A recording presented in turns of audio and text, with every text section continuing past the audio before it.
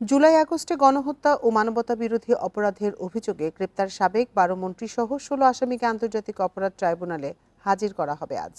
তাদের বিরুদ্ধে ওঠা অভিযোগের তদন্ত প্রতিবেদন জমা দেবে তদন্ত সংস্থা।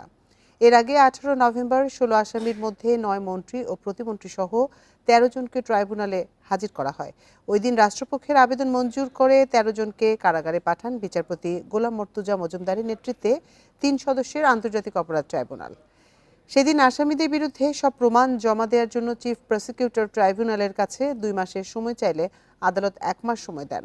সে অনুযায়ী আসামিদের বিষয়ে তদন্তের অগ্রগতি প্রতিবেদন দাখিলের নির্ধারিত দিন আজ।